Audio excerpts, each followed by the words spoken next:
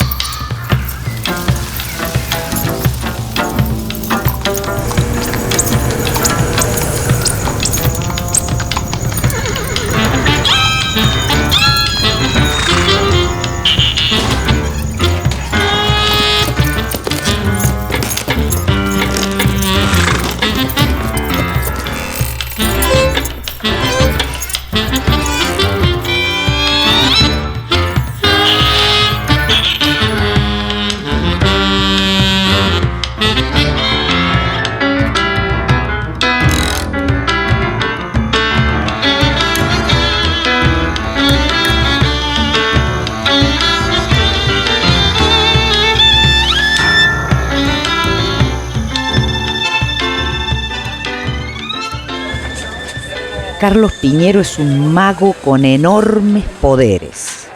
Puede abrir una valija y sacar un lápiz, una llave, un pañuelo o una zapatilla. Y están muertas de toda muerte hasta que Carlos Piñero convierte el lápiz en una lombriz erecta, el pañuelo en una golondrina enamorada y la zapatilla en una vieja indignada. Puede prolongar su cuerpo en un títere de guante y entonces el títere toma prestada su alma y adquiere una extraña forma de vida con el poder poético de Carlos Piñero. Bueno, ¿cómo es que Carlos Piñero llega a trabajar con títeres, con objetos? Contame. Bueno, geográficamente llego de Carlos Paz, que no es un aval cultural tan importante. Carlos Paz es un pueblo que para la infancia está muy bueno. Y cuando ya necesitas como otro tipo de estímulos o variedad cultural, se hace más complicado. Entonces, vine a la Universidad Córdoba y ahí me empecé a vincular con el mundo de las artes escénicas y me impactó fuertemente. Me impactó. Viste que yo soy de la generación que hicimos la secundaria con los militares. Ajá. O con los milicos, científicamente hablando. Claro. Y eso es bravo, es muy bravo, muy peligroso. Es muy peligroso para la sociedad. Entonces, venía de esas tinieblas y empezó la fiesta de los 80. De los 80. Tampoco vamos a demorarnos mucho en eso. Fue maravilloso. Y efímero. Y ahí me involucro, empiezo a estudiar teatro de actor y en el seminario de teatro cuando el Patio Olmos era una escuela. Entonces nos olvidamos rápido de todas estas cosas. Rápidamente. Bueno, ahí estudiamos, la pasamos muy bien, una generación alucinante que al día de hoy siguen haciendo teatro y maravillosamente. Y en esos avatares conocí, entre otras figuras, a Miguel Oyarzún. ¿Qué figura? Sí, a Miguel y a la Fisti. Su primera esposa. Sí. No sé si no ha tenido otra en Chile. Bueno, pero la que publicitó fue la Fisti. Sí, y lo conocí y lo vi hacer títeres por primera vez a los dos detrás de un sillón. En un departamento de, no sé, 3x3, una cosa así, en el centro, y me impactó mucho. Vi un títere vivo por primera vez, porque nunca había visto títeres. Solo en la tele había visto. Es otro mundo. Que es otro mundo, maravilloso, pero otra cosa. Y me impactó mucho. Y dije, ¿cómo puede ser que detrás estaban arrodillados? Y lo estaban haciendo para hacerle un favor a la dueña de la casa. Y realmente me pegó muy fuerte. Dije, ¿cómo es esto? Y ahí entablamos una relación de amistad con Miguel.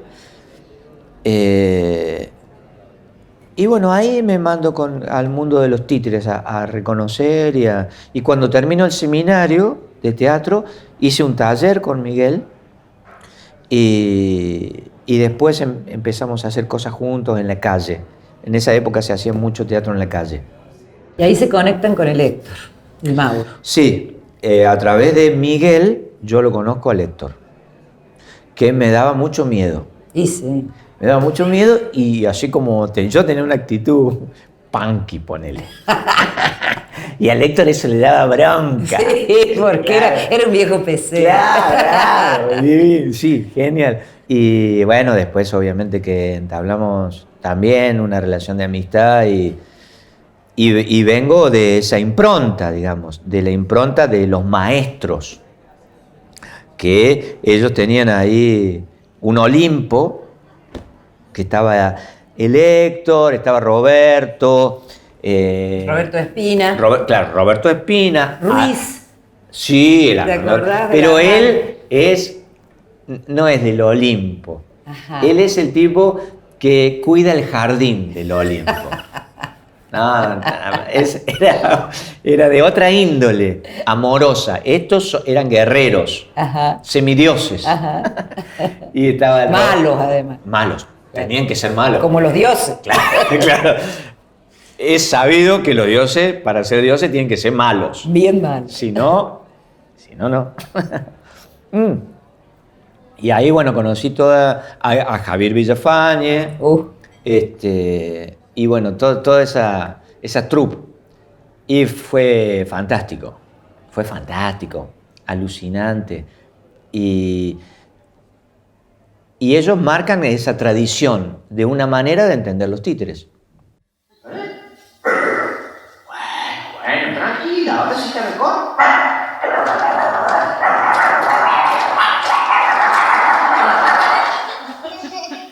Henry, si usted se pone nervioso, yo también me pongo nervioso. No es necesario que se ponga nervioso.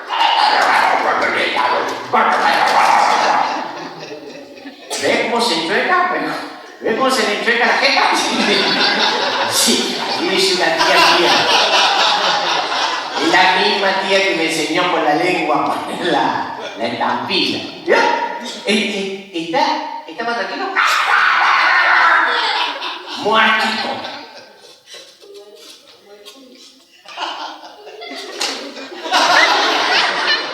¿Cómo entendés los títeres? Hay muchas maneras de Por entender. eso, ¿cómo lo entendés Hay muchas vos? maneras. Yo no sé cómo la entiendo. Ah, Yo hago. Y después se trata de reflexionar, qué sé yo, después de la acción, generalmente. Igual todo lo que yo digo es contradictorio, porque de alguna manera me gusta estudiar o leer, ponerle semiótica. Una cosa que puede ser muy aburrida. Sobre todo a la gente que no le interesa, a los jóvenes que no les interesa estudiar semiótica, puede ser una cosa que dicen, bueno, voy a estudiar semiótica porque queda bien o porque es mi obligación, soy un profesional, tengo que saber. Pero esto que te digo, ¿cómo saber? Pero sí que hay como unas miradas que son rectoras, que son normativas, como en todos lados.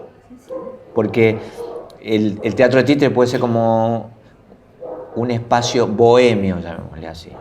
Pero en el otro lado tiene el otro filo, que también hay miradas normativas que dicen qué es y qué no es los títeres. No porque esa sea la única verdad, pero se instalan como una verdad. ¿Vos has hecho solo títeres de guante cuando hacías títeres o cuando haces títeres? Nosotros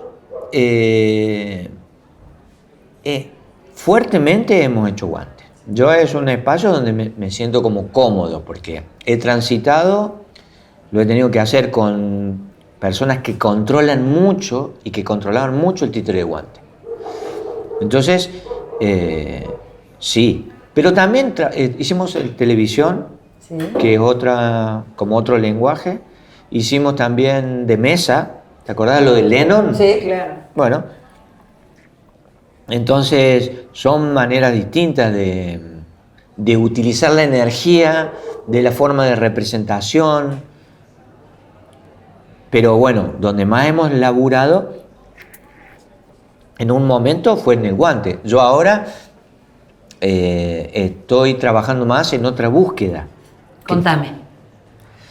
Yo hace ya años que tuve un primer acercamiento con lo que se llamaba como teatro de objetos, con un amigo que vive en España, Pablo Verne, hace como más de 12 años.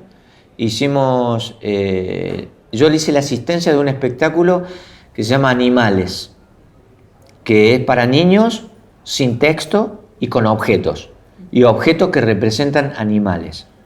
Entonces, me acuerdo que había un momento donde Pablo saca una bolsa de agua caliente.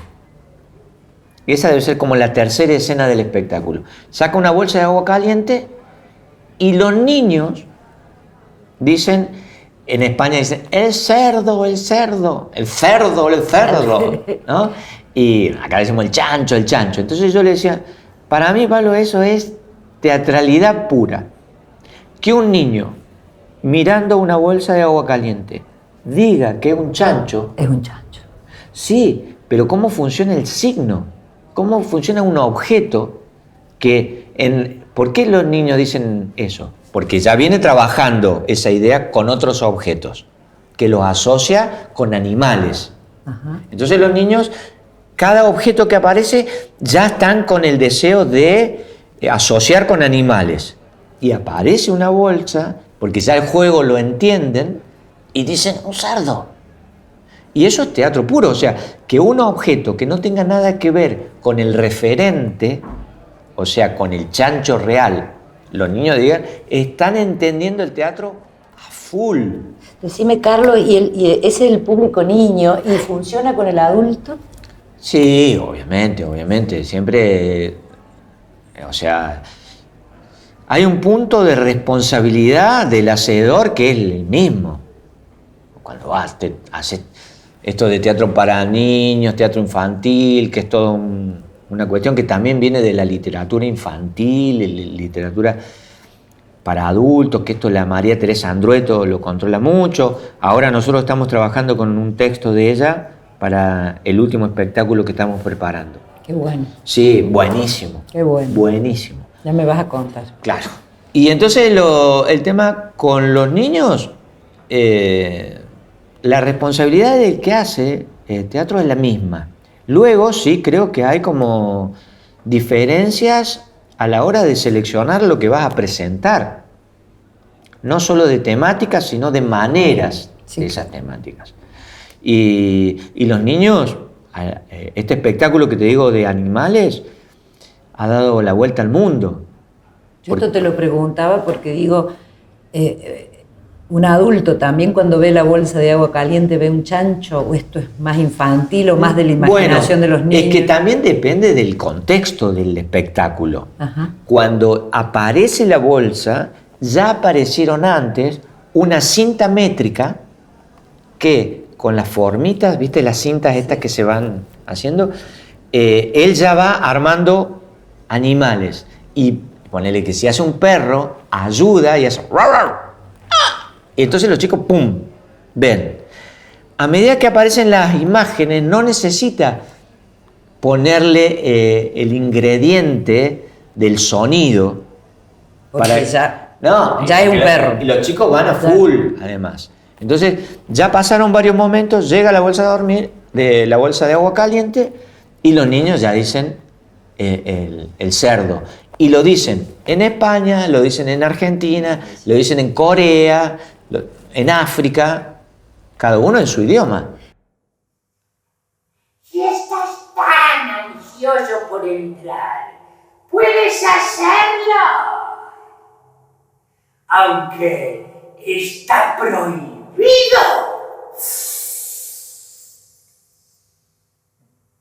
Tú consideras que yo soy poderoso, ¿verdad? Y sin embargo yo no soy más que el más insignificante de los centinelas. Contame contame esto de los textos, de la literatura, de Kafka, llevado al teatro de objetos. ¿Qué haces con eso? Contá. En realidad tampoco lo sé muy bien. Es que es así. A medida que vas haciendo más... Pasa que vos nombrás Kafka y decís, bueno, esto es una cosa complejísima y llena de abstracciones y demás. ¿Cómo? La metafísica de la verdulería. Ah.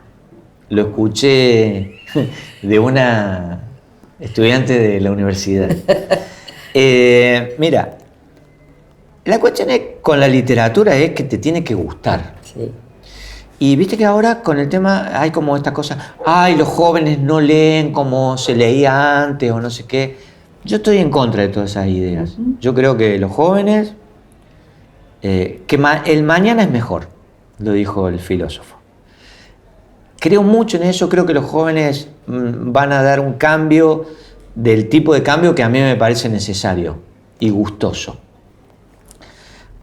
Y por eso te digo que esto de decirle a los jóvenes, está bueno leer en cuanto te guste y te divierta. A mí me divierte, ¿sí? Me divierte leer, me la paso bien. Ha sido en momentos como una especie de tabla de salvación, ponele. La ficción. Sí, claro. Bien. Entonces, cuando yo dejo de trabajar en el Chonchón, dije, ¿qué voy a hacer? Qué momento ese, ¿no? Profesional. Sí, claro. Sí. Es como, ¿sabes qué? Lo complicado de esto es como, te acostumbras a jugar con Riquelme y después no lo tenés a Riquelme.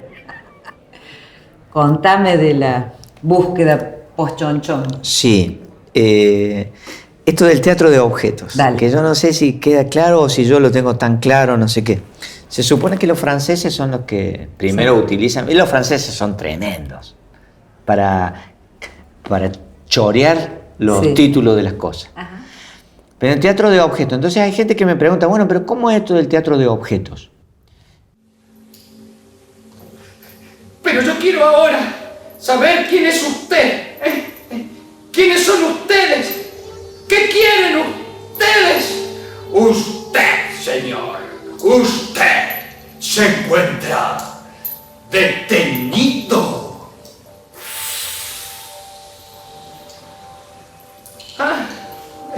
Así parece. ¿Y se puede saber por qué? No hemos venido aquí para decírselo, señor. Regrese a su habitación y espere. Se le informará de todo a su debido tiempo. Ha comenzado el procedimiento.